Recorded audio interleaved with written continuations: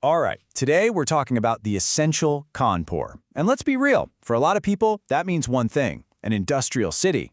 But what if I told you that's just scratching the surface? We're going to peel back that layer and discover what's really going on in Kanpur. So I want you to think for a second. When you hear the name Kanpur, what's the very first thing that pops into your head? For a lot of us, I'm guessing it's factories, right? Industry, that kind of gritty, hard-working vibe. And yeah, that's definitely a big part of its reputation.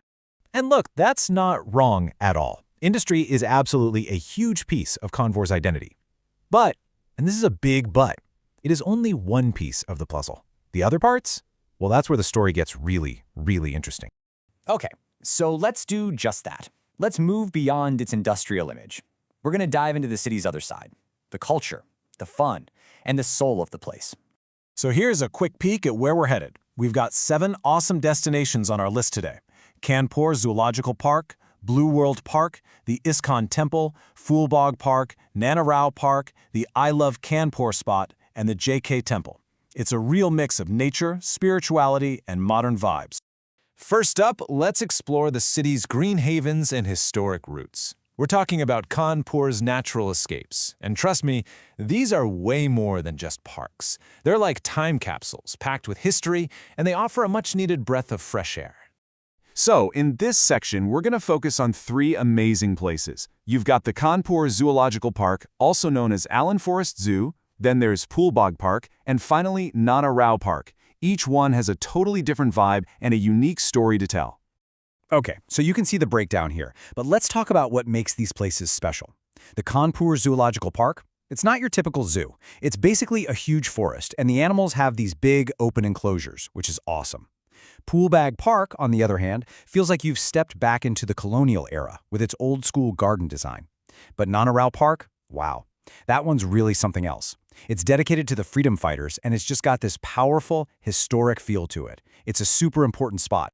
All right, let's totally switch gears now. We're moving from the quiet, historic spots to modern thrills and city pride. This is all about entertainment for everyone, that high-energy side of Kanpur.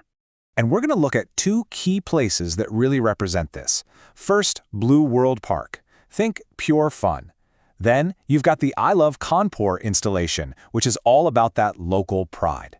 It's such a cool comparison, right? On one side, you have Blueworld Park, which is just this massive amusement and water park. It's for thrill seekers, families, roller coasters, pools, the whole shebang. But then you have the I Love Kanpur spot. It's more than just a sign. It's become this modern public space, a real hangout spot that's just a symbol of civic pride. Okay, so after all that high-energy fun, it's time to slow down a bit. Let's explore the sanctuaries for the soul, which is all about Kanpur's spiritual side.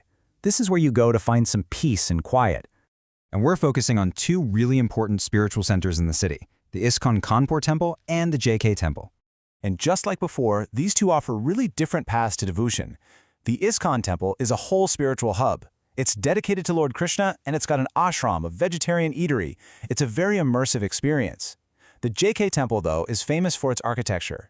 It's this incredible blend of modern and traditional styles surrounded by beautiful gardens. It's just a really peaceful, respected place. So we've covered a lot of ground, right? We've seen the historic parks, the modern amusement park, and the serene temples.